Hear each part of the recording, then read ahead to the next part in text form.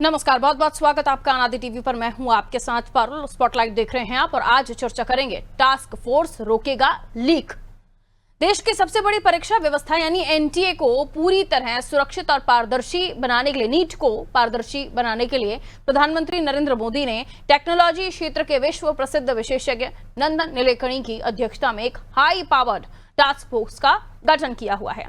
इस बड़े फैसले पर उत्तर प्रदेश के मुख्यमंत्री योगी आदित्यनाथ ने सोशल मीडिया प्लेटफॉर्म एक्स पर पोस्ट कर प्रधानमंत्री नरेंद्र मोदी का आभार जताया और इसे करोड़ों विद्यार्थियों के उज्जवल भविष्य की दिशा में एक दूरदर्शी और ऐतिहासिक पहल बताया।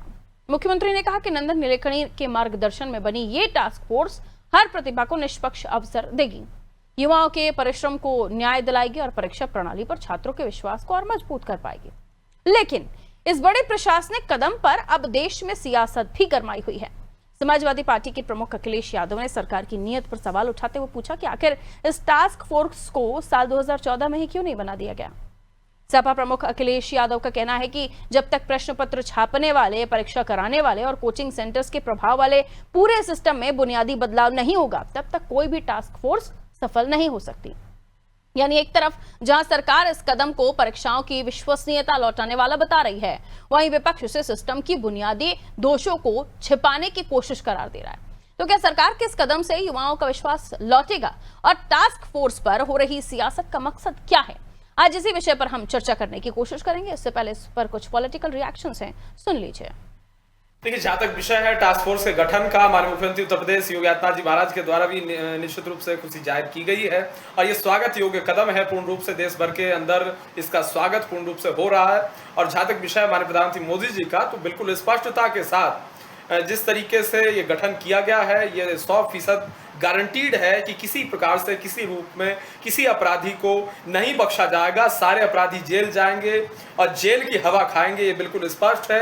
और जहाँ तक विषय है कानून का, कानून के इम्प्लीमेंटेशन का, तो 100% हर लॉ का इम्प्लीमेंटेशन होगा, एग्जीक्यूशन होगा और पेपर लीक किसी रूप में नहीं बख्शा जाएगा। और पेपर लीक कराने का षड्यंत्र करने वाले सबके ऊपर कार्रवाई होगी। छात्र हित के साथ जो भी समझौता करने का प्रयास करेगा, षड्यंत्र करने का प्रयास करेगा, उसे मुंहतोड़ जवाब कानून के माध्यम से दिया जाएगा। जब भारी छात्रों का दबाव है, आदरणीय राहुल गांधी जी के नेतृत्व में पूरा विपक्ष एकजुट होकर सरकार के खिलाफ लोकसभा और राज्यसभा में खड़ी हो गई है, तब घबराए हुए प्रधानमंत्री जी 4 दिन में 3 बार इंस्टाग्राम पे वीडियो डाल रहे हैं और तब शिक्षा के सुधार के लिए ये टास्क फोर्स बना रहे हैं। नंदन नीलेकणी जी कभी कांग्रेस पार्टी के पदाधिकारी रहे हैं, कांग्रेस पार्टी के सिंबल पर चुनाव लड़ चुके हैं और तभी राहुल गांधी जी ने नंदन नीलेकणी जी को आगे करके शिक्षा में सुधार की बात की थी, लेकिन तब प्रधानमंत्री जी ने नहीं सुना। अब प्रधानमंत्री जी सुन रहे हैं, लेकिन अभी गृह मंत्री को सबसे पहले जवाब देना है कि बच्चों पर ब्रूटल लाठीचार्ज, पैलेट गन और AK-47 से हमला किसके आदेश पर हो रहा है? केंद्र सरकार आज परीक्षा विरोधी कानून लेकर के एक विधेयक लेकर के आई है, जिसको पास कराने का प्रयास किया जा रहा है, जिसमें कठोर दंड के प्रावधान है। ऐसे लोग जिन पर खुद पेपर लीक करने के आरोप है, जब आप उनको सत्ता में, कैबिनेट में रख करके संरक्षित करेंगे तो आप अपराधी किसको मानते हैं? पहले इस बात पे बहस होनी चाहिए। जिनके ऊपर आरोप है, जिन पर पेपर लीक के आरोप हैं, उनको अपने राजनीतिक सिंहासन को बचाने के लिए सत्ता के साथ रख करके उन्हें संरक्षित करती है। तो जब निष्पक्षता ही इस सरकार की परिपाटी नहीं है, तो आप कानून कैसे भी बना दीजिए, लेकिन जब प्रशासन उन लोगों पे कार्रवाई ही नहीं कर सकता जिस पे कि आपके लोगों के द्वारा हाथ बांध दिए जाते हैं, तो आप इन कानूनों को सुनिश्चित करके लागू कर पाएंगे? इसकी जिम्मेदारी कौन तय करेगा और इसकी जिम्मेदारी किसकी होगी?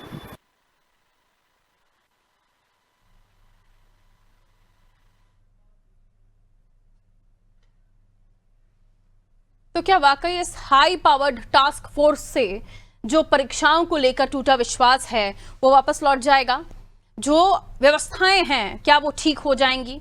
क्या जो लूप होल्स विपक्ष देख रहा है, अखिलेश जी ने कहा कि पेपर छापने वाले, पेपर लेने वाले, XYZ जो भी इसमें स्टेप बाय स्टेप लोगों का जुड़ना होता है, वो अगर वहां पर मजबूती नहीं आएगी, वहां पर चीजें दुरुस्त नहीं होंगी, तो क्या ये व्यवस्था या ये टास्क फोर्स कुछ कर पाएगी, या जो कहा जा रहा है उसके लिए खरी उतरेगी, यानी जो जिम्मेदारी उनके पास है मिलियन मेहमानों से जो हमारे साथ चर्चा में जुड़ रहे हैं, आगे समझने की कोशिश उन्हीं से।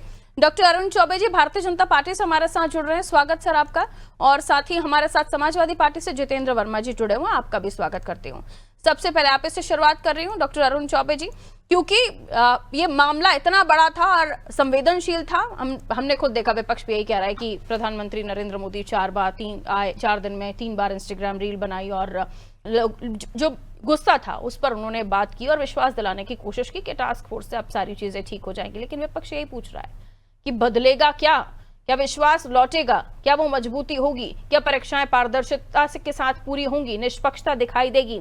और सीधा सवाल अखिलेश जी तो कह रहे हैं जो परीक्षा कराने वाले लोग हैं वहां पर काम कैसे होगा, उनको कैसे ठीक किया जाएगा, क्योंकि लीक तो वहीं से होता है। सर पारुल केसवानी जी, सबसे पहले इस शो के सभी दर्शकों को मेरा प्रणाम। और एक बहुत क्लियर बात यह है कि माननीय प्रधानमंत्री जी अत्यंत संवेदनशील हैं विद्यार्थियों के मुद्दे पर, युवाओं के मुद्दे पर। देश में प्रत्येक व्यक्ति के लिए उनका साफ साफ कहना है कि प्रत्येक सबका साथ, सबका विकास, सबका विश्वास। और युवाओं के लिए और छात्रों के लिए प्रधानमंत्री जी संवेदनशील है। और संवेदनशीलता का यह परिचय है कि उन्होंने नीट जैसे इतने बड़े परीक्षा को, जिसमें कि उजागर हुआ मामला लिखने का, उसको तुरंत रद्द करा के और 1.5 महीने के अंदर परीक्षा करा के और 22 लाख संख्या विद्यार्थियों का परीक्षा करा के 19 जुलाई को रिजल्ट दे दिए, ताकि बच्चों का जो है 1 साल बर्बाद न हो। और रही बात जहां तक पेपर लीक की मामले, एक परिपाटी लंबे समय से चली आ रही थी, जिसको कि वर्तमान सरकार ने इस पर रोक लगाने के लिए लगातार प्रयास किया है। सभी राज्यों में जहां जहां भारतीय जनता पार्टी की सरकार है और केंद्र में इस तरह के लोगों के जो गड़बड़ी कर रहे हैं उनको रोका जा रहा है, उनको गिरफ्तारी हो रही है, उनको जेल भेजा जा रहा है। और जो टास्क फोर्स गठन करने की बात है, यह उसी संवेदनशीलता का उदाहरण है जिसमें कि माननीय एस सोमनाथ जी जैसे लोग, जो कि इसरो के पूर्व चेयरमैन रहे हैं, नंदन नीलेकणी जो कि आधार जैसी इतनी बड़ी महत्वाकांक्षी योजना के चेयरमैन रहे हैं, नंदन नीलेकणी जी जो कि को फाउंडर रहे हैं। तो ऐसे प्रमुख लोगों के 6 लोगों की जो टीम बनाई गई है, इसके लिए यही इसीलिए किया गया है कि कोई भी दोषी बख्शा न जाए और आगे होने वाली कोई भी परीक्षा पूर्णतया 100% पारदर्शी और ईमानदारी से निष्पक्ष हो। बाकी अखिलेश यादव जी का जो स्टेटमेंट है, ये अखिलेश यादव जी बात करेंगे। इन सपा की सरकारों में ये लोग पीसीएस बेच देते थे, पूरा लोक सेवा आयोग बेच देते थे। 1 से लेके 48 तक, 56 तक सिर्फ एसडीएम इनकी एक जाति के होते थे। ये क्या बात करेंगे? ये चाचा भतीजा जो है पैसा लेके बैग में झोला लेके घूमते थे पैसा वसूलने के लिए। ये सरकारी नौकरियां इनके घरों से, सफाई से और तमाम जगहों से बेची जाती थी। इनके बस का कुछ नहीं है। इनका सिर्फ और सिर्फ देश में टास्क फोर्स के बनने के बाद, हाई पावर टास्क फोर्स के बनने के बाद चौबे जी, क्या परीक्षाओं में पेपर लीक बंद हो जाएगा? क्या आपने उस व्यवस्था पर काम किया है? निश्चित तौर पे बंद हो जाएगा। उसी लिए यह प्रयास किया गया है कि पूरी तरीके से 100% सुचारू रूप से, बिना किसी प्रकार की धांधली के, बिना किसी प्रकार के भ्रष्टाचार के 100% जो है अच्छे से शुद्ध सूचितापूर्ण परीक्षा। ठीक है लॉर्ड सरकार की मान सिंह जी आ रही हूँ। लोगों को 10 वर्ष तक की सजा का प्रावधान, 10 करोड़ रुपए तक का जुर्माना, इसका प्रावधान और फास्ट ट्रैक कोर्ट का गठन, यह प्रधानमंत्री की सरकार की मंशा का परिचायक है। हाई पावर टास्क फोर्स कैसे काम करेगी? ओके मान सिंह जी प्लीज अभी इंट्रोड्यूस तो कर दूं, आपका नाम ले लूं। आप इतने बेताब क्यों हो जाते हैं जुड़ने के साथ? अपना नाम सुनिए ना, उसके बाद बोलिए, सब्र कीजिए थोड़ा सा। जितेंद्र जी भी जुड़े हुए हैं, ठीक है अब वेलकम कर लेती हूँ। मेरे दर्शकों को बता देती हूँ, कांग्रेस से मान सिंह जी हमारे साथ जुड़े हुए हैं। बहुत बहुत वेलकम सर आपका। अभी रुकिए, वापस आ रही हूँ। जितेंद्र जी, क्यों आखिर किसी भी व्यवस्था पर भरोसा नहीं होता? अब टास्क फोर्स पर भी भरोसा नहीं आप लोगों को। वो कह रहे हैं नंदन नीलेकणी जी जिन पर कांग्रेस भी भरोसा करती थी, वो पता लगे कांग्रेस का ये कहना है कि हमने इन्हें आगे बढ़ा था, तब बीजेपी ने उन्हें मौका नहीं दिया, तब उस व्यवस्था को या उस चीज को करने नहीं दिया गया। अभी उसी चीज को आगे बीजेपी बढ़ा रही है, वही नंदन नीलेकणी जी हैं।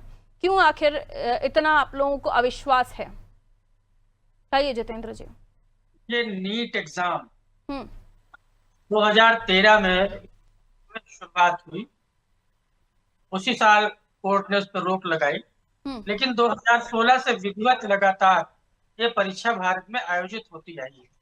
ठीक है, इसको एनटीए आयोजित करता आया है, नेशनल टेस्ट एजेंसी, और पहली बार ये नीट का पर्चा लीक हुआ। इससे पहले कभी भी भारत में नीट का पर्चा लीक नहीं। तो इससे यह तो पता चल जाता है कि प्रधानमंत्री जी छात्रों के भविष्य को लेकर कितना संजीदा है, छात्रों के भविष्य को लेकर कितना वो संवेदनशील है, ये इसका प्रमाण है। बाकी आप देखिए, इसके हाथ में दे रहे ये इंपॉर्टेंट नहीं है। जब तक काम करने वाले लोग जो नीचे काम करते हैं, मिडिल क्लास में लोग काम करते हैं, वो सब पे जब तक शिकंजा नहीं कसा जाएगा।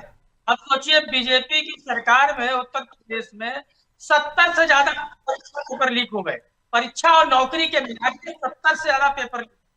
आप सोचिए सर, और उसमें विधायक बीजेपी के गठबंधन के बेदीराम, सपा ओम प्रकाश राजभर की पार्टी के, वो इसके मुख्य आरोपी थे। कोई कार्रवाई इन लोगों ने उनके खिलाफ नहीं की, जबकि उनका एक वीडियो भी वायरल हुआ था कि हम जो है पेपर लीक करवाए हैं और हम ही जो है पेपर बंटवा देते हैं। सोचिए, जब बीजेपी की सरकार में बीजेपी के लोग और सरकार के लोग और उनके अधिकारी मिलकर ही परीक्षा का पेपर लीक करा देंगे, नौकरी का पेपर लीक करा देंगे, पेपर लीक होकर दोबारा परीक्षा हो गई। जितेंद्र जी, अखिलेश जी ने जो आरोप लगाए हैं वो किस बेहाफ पर लगाए हैं, क्यों आप लोगों का विश्वास है? मेरा सवाल ये है, ये कहिए। नंदन नीलेकणी जी कितने बड़े एक्सपर्ट हैं, मुझे बताने की जरूरत नहीं है, अब कहिए। वो सब हो गई बातें, वो पुराने आरोप हो गए। अभी पेपर लीक में सबसे ज्यादा खतरा रहता है जहां पे पेपर छपता है और उसके अलावा फिर वहां से उसको ट्रेवल करके ले जाया जाता है। दोबारा रीनीट हुआ तब ऐसी कोई धांधली नहीं हुई सर? तो मतलब ठीक है सब कुछ हुई नहीं तो कैसे ये लीक हो गया? लीक कैसे? मैं रीनीट की बात कर रही हूँ, जो दोबारा परीक्षा हुई, सेना के विमान का भी उपयोग किया गया। जितेंद्र जी कंफ्यूज है, जितेंद्र जी को समझ में नहीं आ रहा है कि आप कुछ क्या रहे हैं। जितेंद्र जी कंफ्यूज हैं, ठीक है, अपने नेता की तरह ही जितेंद्र जी कंफ्यूज है। वाले डकैत हैं लोग, छात्रों का भविष्य लोगों ने अधर में डाल दिया। 13 साल में कितनी नौकरी दी है? जितेंद्र जी अपने राष्ट्रीय अध्यक्ष की तरह ही कंफ्यूज हैं। इन लोगों को क्या है कि सब कुछ जो भ्रष्टाचार करने वाले लोग हैं, भ्रष्टाचार ही दिखता है। तो जो अच्छे लोग, इनको किसी भी अच्छी तरह की नीयत तो दिखेगी नहीं। जितेंद्र जी को रुक जाइए, वैसे तू मैं की चर्चा करेंगे, समय खराब हो जाएगा। भतीजा जैसे लोग जो झोला बटोर लेके पैसा बटोरते थे, आयोग बेच देते थे, एक भी परीक्षा सूचना पूर्ण कराते नहीं थे, एक भी वैकेंसी इनकी बिना भ्रष्टाचार के कंप्लीट नहीं होती थी। रुकिए चौबे जी, रुकना होगा। दोनों को ऑडियो डाउन कर दीजिए, तू मैं की चर्चा मत कीजिए सर, लिमिटेड टाइम होता है। दोनों को ऑडियो डाउन कीजिए प्लीज। पीसीआर कहें एक साथ दोनों बोल रहे हैं सर, सब्र कीजिए थोड़ा, बारी बारी में अपनी बात रखिए। जितेंद्र जी से मैंने सीधा सवाल पूछा था, अब जितेंद्र जी दोबारा आऊंगे, उसके बाद अपनी बात रखिएगा। रुक जाइए, अब मान सिंह जी को इंट्रोड्यूस कर रही हूँ मैं, रुक जाइए, सब्र। मान सिंह जी क्या कहेंगे? नंदन नीलेकणी जी, टास्क फोर्स और उसके बाद विश्वास दिलाती बीजेपी, कहिए मान जी। पारुल जी, मैं पहले तो आपके समस्त दर्शकों को और सभी पैनलिस्टों को मेरा नमस्कार और सभी दर्शकों को मेरा अभिवादन। मैं ये कहना चाहूंगा कि अभी भारतीय जनता पार्टी के स्पोक्स पर्सन ने ये स्वीकार किया है अपने कथनों में कि पिछले 12 साल में जो पेपर लीक हुए हैं, जो धांधलियां हुई हैं, जो भ्रष्टाचार हुआ है, उस पर अब भारतीय जनता पार्टी इस टास्क फोर्स के माध्यम से लगाम लगाने का प्रयास कर रही है। इसको भारतीय जनता पार्टी के स्पोक्स पर्सन ने स्वीकार कर लिया है कि ये 12 सालों से छात्रों के भविष्य के साथ खिलवाड़ कर रहे थे। अब मैं आपके चैनल के माध्यम से बताना चाहता हूं कि पिछले 12 सालों में छात्रों के भविष्य के साथ खिलवाड़ करते करते इन्होंने पूरी एक पीढ़ी बर्बाद कर दी है। और अब इस पीढ़ी के बेरोजगार युवाओं को ये समाज किस तरह से एडजस्ट करेगा, उसका सबसे बड़ा प्रश्न चिन्ह है। अब प्रश्न चिन्ह ये आएगा, अब यहाँ पर प्रश्न ये नहीं है कि हमने श्रीमान नंदन नीलकर्णी जी के अगुवाई में एक टास्क फोर्स का गठन कर दिया है। हुजूर, आपको ये जानते और ये पहचानते और ये करते करते 12 साल लग गए। और तब जब पूरे देश का युवा पूरे देश के विभिन्न शहरों में जब असंतोष के कारण धरना और अनशन करने लगा, आपके लिए और आपकी सरकार के लिए इतिहास से इससे गंदे मीम्स कभी किसी सरकार के लिए नहीं बने, और बावजूद प्रधानमंत्री और शिक्षा मंत्री को शर्म नहीं आई और उन्होंने इस्तीफा नहीं दिया। जब पूरी जैन जी ने मानसिंह चौहान जी लहजा ठीक रखिए, चोरों को शर्म आती है। आप चोर हैं, आप इस तरह का लहजा मान सिंह चौहान जी प्रधानमंत्री के लिए शर्म जैसी बात करना ऐसा है। मान सिंह चौहान जी थोड़ा मर्यादा का ख्याल रखिए, शब्द जो है गरिमामयी तरीके से रखिए, बदतमीजी मत करिए। मान सिंह चौहान जी ये हमारा लहजा है कि हम आपको बदतमीजों को सिखाना पड़ता है, बदतमीजी कर रहे हैं, एकदम बदतमीजी कर रहे हैं। मान सिंह चौहान जी बदतमीजी बिल्कुल नहीं, बिल्कुल बदतमीजी नहीं, एक गरिमापूर्ण ढंग से अनुशासनिक तरीके से प्रधानमंत्री के लिए संबोधन करिए। दोनों रुकिए, नहीं एक सेकंड रुकिए, पापा नहीं है यहाँ पे, ठीक है रुक जाइए। तुम्हारे पापा होंगे, तुम्हारे पापा होंगे, अरे कहाँ आप लोग, तुम्हारे पापा कौन सी भाषा हो रही है ये? संयम के साथ अच्छी चर्चा हो। रुकिए, दोनों को ऑडियो डाउन कीजिए। नहीं, ऐसे बात नहीं करेंगे। आप दोनों ही बहुत अच्छे सज्जन हैं, इस तरह की अमर्यादित भाषा का इस्तेमाल हम ना करें, अच्छी बातें करें। जो बात हम इस तरीके से कह रहे हैं उसको सौम्य तरीके से सभ्यता के साथ भी कह सकते हैं। रुक जाइए चौबे जी, आपका ऑडियो गिरा हुआ है, अभी वॉल्यूम डाउन है आपका, रुक जाइए। हाँ ठीक है, आपने अपनी बात रख ली। प्लीज मान सिंह जी, आपसे भी रिक्वेस्ट है थोड़ा संयम बरतें। और हम क्यों अमर्यादित बात कर रहे हैं, है ना? ठीक है मान सिंह जी, फ्रेम फ्रीज हो गया आपका, नेटवर्क में आइए जरा। ओके चौबे जी रुकिए, फिर ऑडियो लाइन पर नहीं है आपका, है ना? कंप्लीट कीजिए मान सिंह जी, और मुझे एड्रेस करके बात कीजिए, इधर उधर की बात नहीं, हम सीधा पॉइंट पर बात करते हैं। जो हुआ मुझे याद दिलाने की बिल्कुल जरूरत नहीं है कि किसके शासनकाल में कब क्या क्या हुआ था, तो उसको छोड़ दीजिए। ये कोई पहली बार नहीं है कि मोदी शासनकाल में ही पेपर लीक का बम फूटा है, तो इन सब चीजों को हम रहने देते हैं। हम ये बात करते हैं कि अभी जो टास्क फोर्स बनी है ये कितनी काम करेगी, कितना इसका कैपेसिटी है, या किस तरह से सक्षम है ये पेपर लीक को रोकने के लिए, इस पर बात करते हैं। पारुल जी ये आप नंदन नीलेकणी जी को लेकर आए हैं, ऑब्वियसली इसका पूरा देश वेलकम कर रहा है, इसका सिर्फ पूरा देश वेलकम कर रहा है। और कांग्रेस ने तो 2014 में नंदन नीलेकणी जी को प्रधानमंत्री बनाने का ऑफर किया था। आज भारतीय जनता पार्टी को समझ में आया कि उनके पास एक टेक्नोक्रेट नहीं है जो कि सिर्फ पेपरों के एग्जीक्यूशन को, पेपरों की प्रॉपर उनके होने की प्रक्रिया को सेटअप कर सके, इसलिए आज आपको नंदन नीलेकणी जी के पास जाना पड़ रहा है। ये 13 साल में कैपेबल पर्सन है ना, इस देश के कैपेबल पर्सन है ना इस जिम्मेदारी के लिए। पहले सुन लीजिए, इस देश को प्रधानमंत्री को 13 साल बाद, शिक्षा मंत्री को 13 साल बाद समझ में आया कि हम छात्रों के भविष्य के जीवन के साथ और उनके परिवार के साथ खिलवाड़ कर रहे हैं। तब जाकर के आप नंदन नीलेकणी को लेके आए और अपनी असफलताओं को एक शानदार व्यक्तित्व नंदन नीलेकणी के आगे छिपाने की कोशिश न कीजिए। और कांग्रेस आज भी कह रही है कि इस टास्क फोर्स का गठन नंदन नीलेकणी जी के नेतृत्व में किया गया है।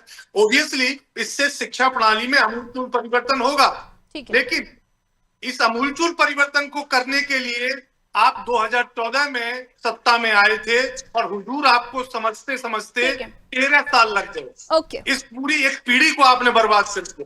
राष्ट्रीय स्वयंसेवक संघ, भारतीय जनता पार्टी, विश्व हिंदू परिषद ने, आइए चौबे जी आप रिप्लाई कीजिए, रिस्पॉन्ड कीजिए, बात कही अपनी। चौबे जी देखिए, सबसे पहले तो इनको मान सिंह चौहान जी को और कांग्रेस को बता दूं कि नंदन नीलेकणी जी कांग्रेस की कोई प्रोडक्ट नहीं है। वो देश के एक सम्मानित उद्योगपति रहे हैं, पढ़े लिखे हैं, टेक्नोक्रेट्स हैं, और कोई भी सरकार देश के बेहतर के लिए किसी भी अच्छे व्यक्ति का चयन कर सकती है। तो माननीय मान सिंह चौहान जी इतना स्पष्ट है। दूसरी चीज कि अरे मैंने चौबे जी कब कहा कि कांग्रेस से एफिलिएटेड है, कांग्रेस के प्रोडक्ट हैं? हम तो ये कह रहे थे कि कांग्रेस की इच्छा थी कि नंदन देखिए मान सिंह जी आप बोल रहे थे तो मैं आपको इंटरप्ट नहीं कर रहा था। Maan Singh ji let us do something new today, है ना? आज हम अच्छी चर्चा कर रहे थे। इंटरप्ट न कर, ठीक है, बारी-बारी से अपनी बात मैं आपको सुन रहा था। ओके, और चौबे जी कहिए। नंदन नीलेकणी जी ही नहीं है, उसमें इसरो के पूर्व चेयरमैन सोमनाथ जी सहित 6 प्रमुख लोग हैं जो कि देश के महत्वपूर्ण लोग हैं। प्रदेश सरकार सहित सभी प्रदेश सरकारों की, भाजपा की जहां सरकार है सहित केंद्र सरकार इस बात के लिए अडिग है, अटल है कि शुचितापूर्ण, स्वच्छ, ईमानदारी से पूरी परीक्षाएं आयोजित हो जाए, वो चाहे अकादमिक परीक्षाएं हो या फिर नौकरी के लिए रोजगार की परीक्षाएं हो। इसके अतिरिक्त सभी प्रकार की, जिन राज्यों में भाजपा की सरकार नहीं, वहां पे भी किसी भी प्रकार की गड़बड़ी नहीं होने देंगे, और जो गड़बड़ी होगी उनको जेल भेजा जाएगा, उनका 10 साल तक की अधिकतम सजा और 10 करोड़ तक का जुर्माना लिया जाएगा और डे बाय डे की सुनवाई के आधार पे मामले का 3 महीने के अंदर जो है निपटारा करके पूरी जेल भेजा जाएगा। चौबे जी, यही प्रक्रिया 2014 में कर ली जाती तो आज छात्रों का भविष्य बर्बाद नहीं होता। आपको ये करते करते 13 साल लग गए। मेरा प्रश्न ये है कि प्रधानमंत्री और देश के शिक्षा मंत्री को ये समझते समझते 13 साल लग गए। और मैं आपको बताना चाहता हूं कि प्रधानमंत्री जी स्वयं ने आके कहा है कि हमने परीक्षा लीक करने वाले को, पेपर लीक करने वाले अभियुक्तों को हमने पहचान कर ली है। जब आपने पहचान कर ली है तो जेल क्यों नहीं है उनको? ठीक है, जेल तो चौहान जी लगता है आप अपडेट नहीं है। कितनी गिरफ्तारियां हुई है और जेल गए वो लोग कौन है? वो कौन है? पेपर लीक करने वालों को ही जेल भेजा गया है, उनकी गिरफ्तारियां हो रही है। देखिए मान सिंह जी प्रधानमंत्री ईमानदार हैं, प्रधानमंत्री जी ईमानदार हैं, इसलिए इस तरह की बातें कर रहे हैं। वह युवाओं के प्रति जेल, इसीलिए प्राइम मिनिस्टर रिलीफ फंड आज तक पता नहीं चला। उस पर आरटीआई भी लगा सकते हैं, आरटीआई के माध्यम से उसमें सूचना भी प्राप्त कर सकते हैं। प्रधानमंत्री जी इतने ईमानदार हैं। ठीक है जितेंद्र जी, जो तमाम चीजें हैं उनके साथ साथ युवाओं के भविष्य को लेकर अगर बात हो रही है, पहले यही कहा जा रहा था कि क्यों आखिर पेपर लीक को लेकर कोई ऐसी व्यवस्था नहीं बनती जिनसे इनको रोका जा सके। अभी हो गया है तो अभी सारी चीजें आप लोगों को भरोसा नहीं हो रहा, ऐसा क्यों सर? मेरा सवाल सीधा है और वही है। आंख नाक कान समय पर खुलती है तो विपक्ष को मौका नहीं मिलता है। आपका वॉइस ब्रेक हो रहा है, आपका वॉइस। कितना बड़ा आंदोलन हाँ। के बाद प्रधानमंत्री जी की आंख खुली, उसके बाद सरकार की आंख खुली और ये होते होते 13 साल बीत गए। ठीक है, अब आप ये कह दो कि एक बार लीक हो गया और दोबारा हमने करा दिया सफलतापूर्वक। और जितेंद्र जी ऐसा नहीं है, जितेंद्र जी मैं आपको रोकना चाहूंगा, ऐसा नहीं है मेरे मित्र। आप देखिएगा कि जैसे ही पेपर लीक का मामला जितेंद्र जी आया, सरकार तुरंत उस पर कार्रवाई करते हुए पेपर को कैंसिल कर दी, री एग्जाम कराई और ऐतिहासिक समय में 1 माह के अंदर 22 लाख विद्यार्थियों का नीट जैसा बड़ा देश के पहले आतंकवादी के वंशज क्यों बीच में बोल रहे हो? तुम मत बोलो बीच में, मैं तुम्हारे बीच में नहीं बोलता हूँ। कुछ भी जितेंद्र जी, ये यूज करना अभी शब्द जरूरी था आपको? जरूरी है जब बीच नहीं, ऐसे आतंकवादी और ये सब अच्छा लगता है आपको? अरे बिल्कुल टेररिस्ट था वो। फर्स्ट से कौन से और पूरी तरीके से एक्टिव है। माननीय प्रधानमंत्री जी इसको लेके पूरी तरीके से एक्टिव है। यही कारण है कि जैसे ही मामला मीडिया में आया तुरंत सरकार इसको जो है कार्रवाई। जो पूछा जा रहा है वो ये है कि अभी आप लोगों को क्यों ऐसा लगा कि ये टास्क फोर्स बना देंगे सब ठीक हो जाएगा? ये मामले आ ही रहे थे, कभी पेपर लीक, कभी भर्ती परीक्षा, फलाना ठिकाना परीक्षा। ये 2014 तक अगर आपके पास ये रत्न थे। Okay please let me put the question sir, रुक जाइए प्लीज, रुकिए। क्यों आखिर 2014 के आसपास ही जब आपकी गवर्नमेंट बनी तब ये स्टेप क्यों नहीं लिया गया? चौबे जी, पॉइंट इज दैट 2024 में भी परीक्षा संशोधन अधिनियम लाया गया था जिसमें कि 5 वर्ष तक की सजा, 1 करोड़ का प्रावधान और गिरफ्तारी का मामला किया गया था। तो सरकार तो पेपर लीक को रोकने के लिए डे फर्स्ट से जो है तैयार है। तुम्हारे विधायक, तुम्हारे अधिकारी पेपर लीक कराते हैं, पूरी सरकार। चौबे जी, अरे चोरों को तो सब कोई चोर ही दिखेगा। तुम्हारे कौन सी भाषा है जितेंद्र वर्मा? जितेंद्र वर्मा ये सपा का संस्कार यहाँ बताने आए हो क्या आप? हमारे क्या कर रहे हो? सपा का संस्कार, गुंडों का संस्कार। समय इतना इजाजत दे रहा था सर, बहुत बहुत शुक्रिया आप लोगों का, आप लोग जुड़े, समय दिया। ये जो धीमक है ना, पेपर लीक या भर्ती परीक्षाओं में गड़बड़ी, शिक्षा व्यवस्था में घोटाला, ये कोई पहली दफा नहीं सुनने में आ रहा है। इसे हम तब से सुनते आए हैं जब से हम स्कूल में प्रवेश किए थे, और ऐसी व्यवस्थाएं हमें अलग अलग समय पर सुनने में आती रही हैं। चाहे फिर कांग्रेस शासनकाल में छत्तीसगढ़ में हुई परीक्षाओं को लेकर विवाद हो, उसके बाद कुछ और स्टेट से जहां से इस तरह की खबरें निकलकर सामने आई थी, और उत्तर प्रदेश की शिक्षा व्यवस्था तो आपको पता ही है कैसे। याद होगा आपको एक 12th क्लास की टॉपर, जैसे उसके विषय के बारे में ही याद नहीं था। तो खैर इसको छोड़िए कि कब कहाँ हुआ, ये हर सरकार में इस तरह की परीक्षा पेपर लीक गड़बड़ियों के मामले सामने आते रहे हैं। हमेशा हरियाणा में भी, राजस्थान में भी इस तरह के मामले कांग्रेस शासनकाल में भी होते रहे हैं। ये जो नीट परीक्षा है, ये बहुत महत्वपूर्ण, बहुत बड़ी परीक्षा है, जिसमें बहुत सारे स्टूडेंट्स की जानें भी गई। बहुत सारे जो स्टूडेंट्स हैं उन्होंने विरोध किया, वो आपने देखा ही। पूरे 10-15 दिन हमने वो चीजें कवर की हैं जिसमें सीजेपी का विरोध था। अब टास्क फोर्स गठित की गई है।